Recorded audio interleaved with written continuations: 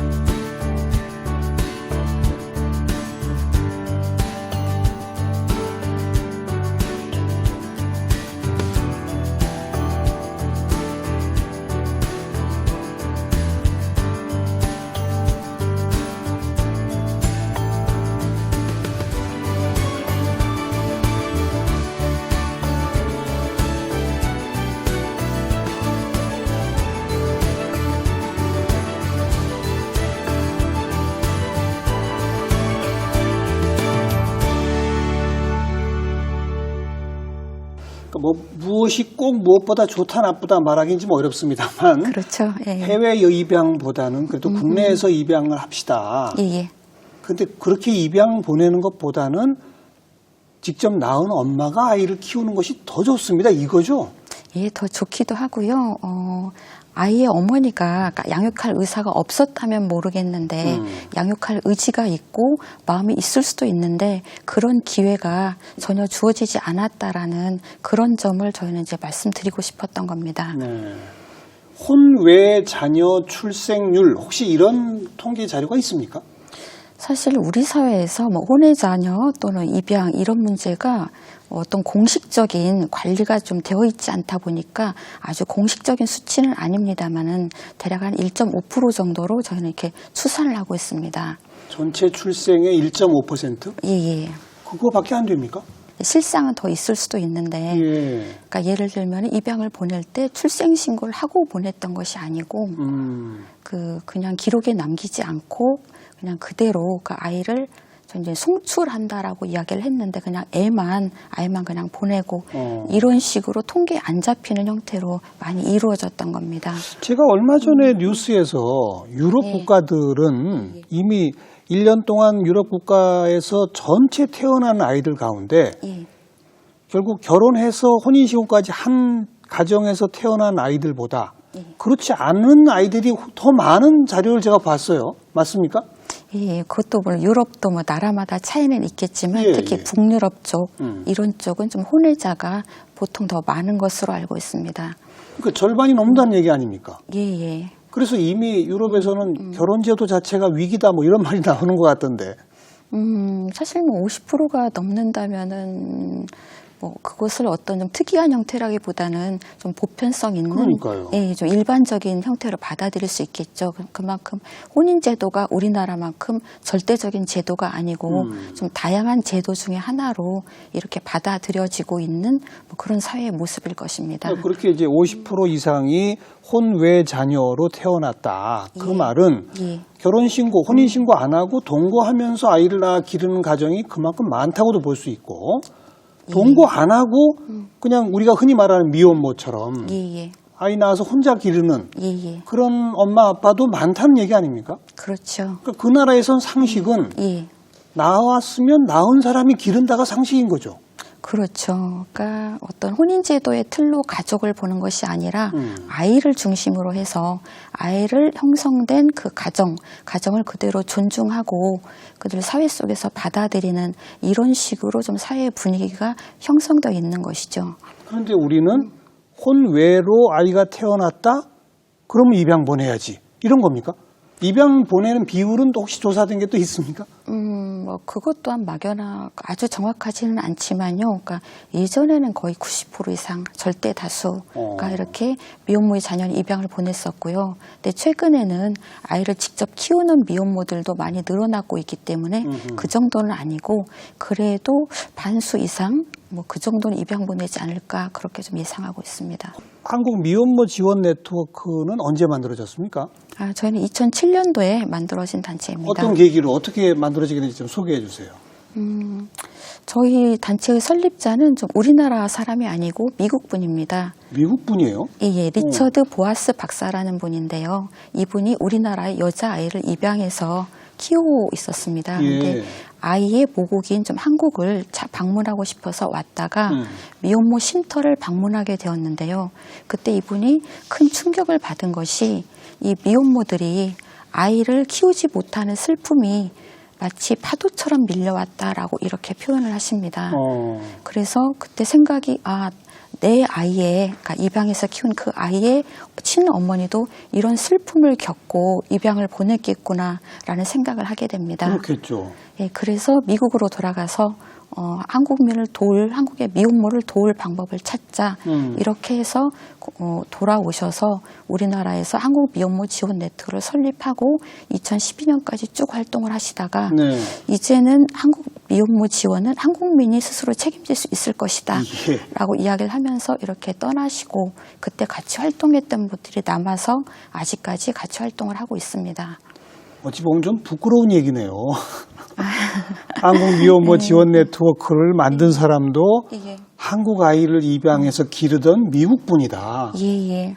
정말 내가 키우고 싶은데 뭐 어쩔 수 없이 내지는 그냥 입양 보낼 수밖에 없는 뭐 그런 현실을 보셨다는 거 아닙니까? 미국에서는 볼 수 없는 일이잖아요, 그런 거. 예, 그러니까 그때만 해도 우리나라의 미혼모가 출산을 하기 위해서 갈 수 있는 곳은 미혼모 쉼터밖에 없었는데 여기를 입양기관이 운영을 했었습니다. 근데 입양기관에서는 그 출산 직후에 미혼모가 많이 불안정하고 아직 판단력이 좀 약해 있는데 그때 좀 입양을 적극적으로 권유를 많이 했습니다.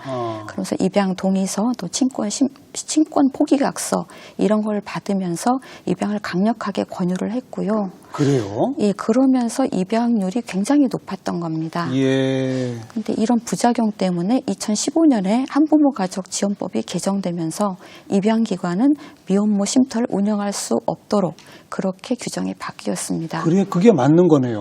예, 미혼모 쉼터는 미혼모가 아이를 낳아서 기르도록 도와주는 곳이어야 하는데 예. 입양기관이 그걸 운영한다는 얘기는 기르지 못하도록 도와준다는 거 아닙니까?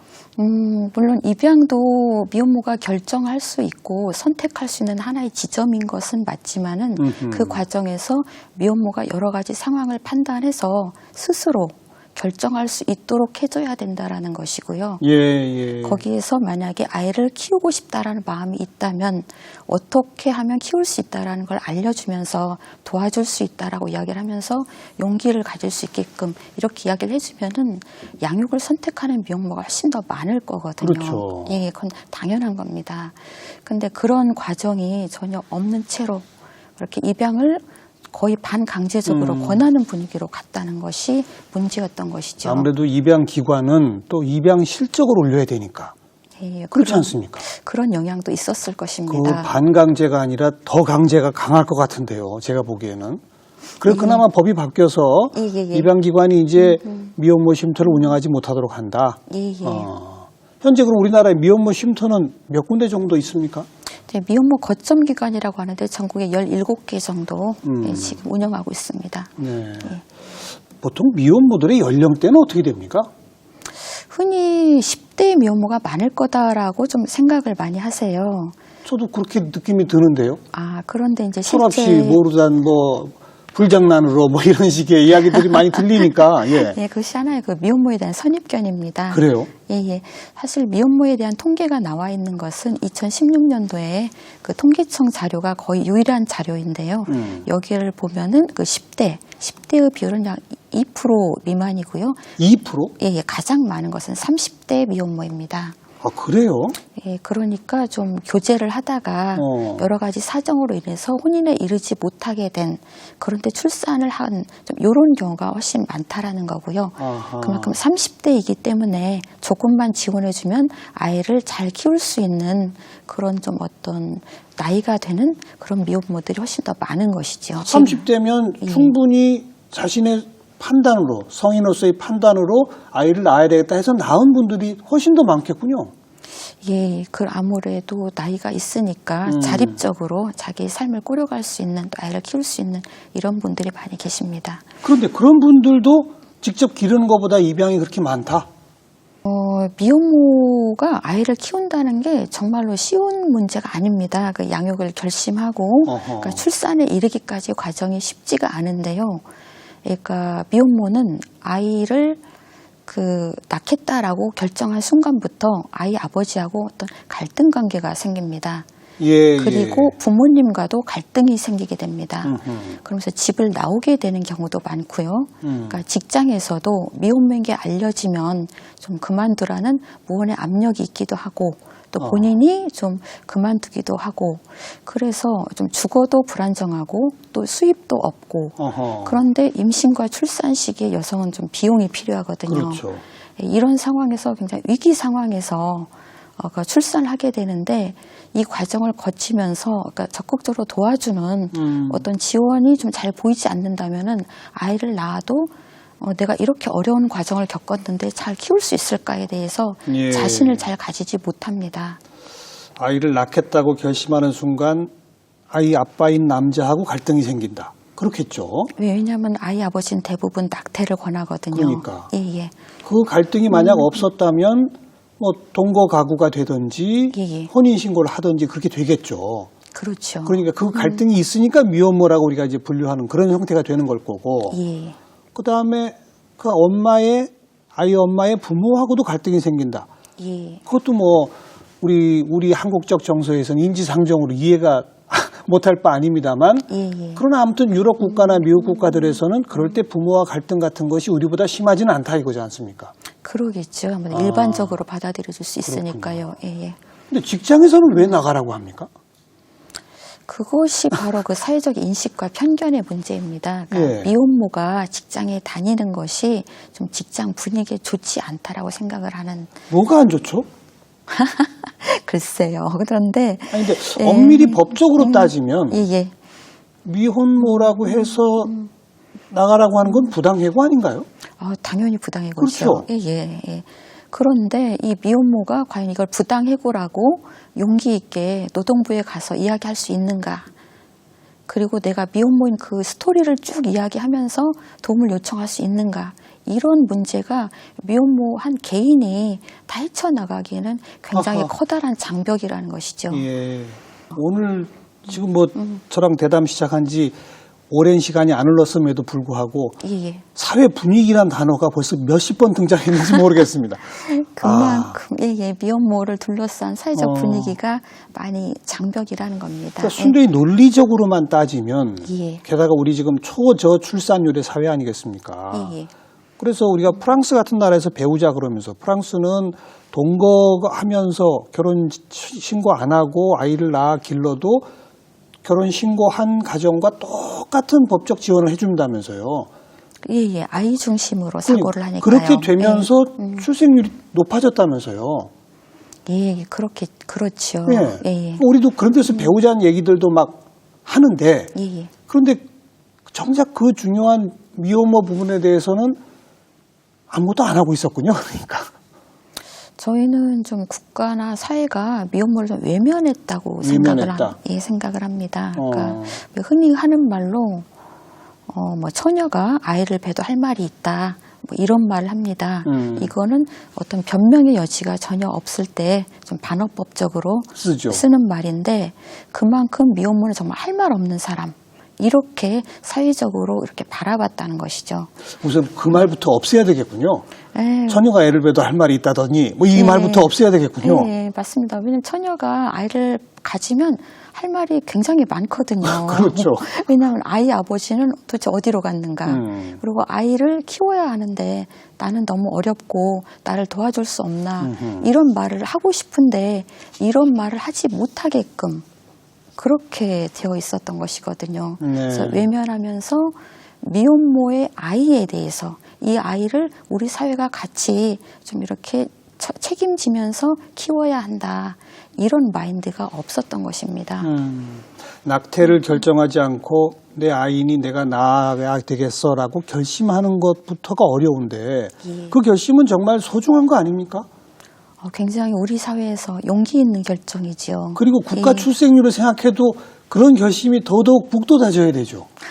국가적인 차원에서도 뭐 당연히 장려하고 지원해야 되는 결정입니다. 뭐 낙태하고 뭐 해외로 입양 보내고 그러면은 국가의 인구가 자꾸 줄어들겠죠. 그러니까요. 예. 네.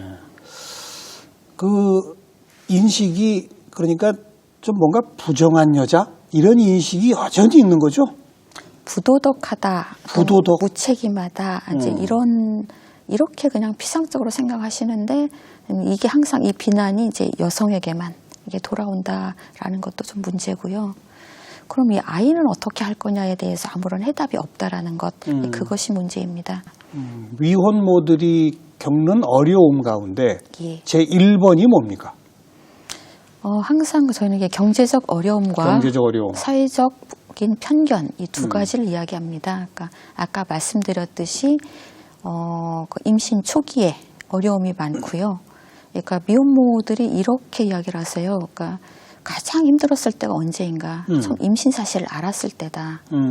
그때 너무 세상이 막막하고 나는 이걸 어떻게 풀어가야 될지 아무 데서도 나는 도움을 받을 수가 없었다. 근데 좀 시간이 지나면서 인터넷도 찾아보고 또 주변에 아름아름으로 해서 미혼모 지원 기관도 좀 찾아보게 되고 어떤 도움을 받을 수 있구나 생각하면서 아이를 낳아서 키우겠다라는 이제 결심까지 하게 됐는데 예. 임신 초기에 자기를 상담해주고 알려주고 또 이렇게 격려해줄 수 있는 이런 곳이 아무 곳에서도 없었다. 이런 이야기를 합니다. 네. 그리고 그 임신과 그 출산 과정이 보통의 여성은 출산의 시기에 많이 보호받고 존중을 받게 됩니다. 그렇죠. 하지만 이 미혼모는 출산의 시기가 인생에서 가장 많은 갈등과 고민 속에서 아이를 낳게 됩니다. 그래서 이 임신과 출산 과정에서 미혼모를 지원해주는 이것이 필요하고요.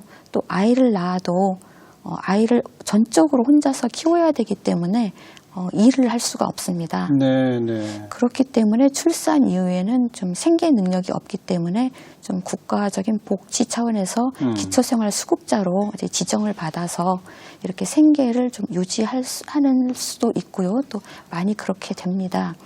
근데 좀 이후의 과정에서는 또 재취업을 해야 되는데 네. 언제까지 이렇게 어떤 국가의 지원을 받으면서 살 수는 없는 거니까요.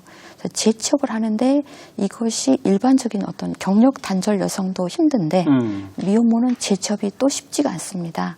그러니까 미혼모를 받아주는 이런 직장이 많지가 않고요. 직장의 편견 때문에. 예, 그렇습니다. 네. 그래서 미혼모를 직장의 동료로 또는 이렇게 같이 직원으로 좀 개방적으로 받아들일 수 있는 이런 분위기가 필요하고요. 그래서 저희 단체에서도 좀 재취업을 돕는 프로그램, 그리고 임신과 출산 과정에서 긴급한 위기 상황에서 도움을 요청하면 지원해드리는 그런 사업을 좀 같이 운영하고 있습니다. 지금 엄밀히 말하면 한국 미혼모 지원 네트워크도 예. 이미 아이를 낳아서 기르고 있는 분들만 지원하는 식으로 읽히는데 예. 아까 말씀하신 임신 초기부터도 도움을 받을 수가 있습니까? 저희가 그 상담 전화를 운영하고 있고요. 좀 초기 단계부터 좀 연락이 옵니다.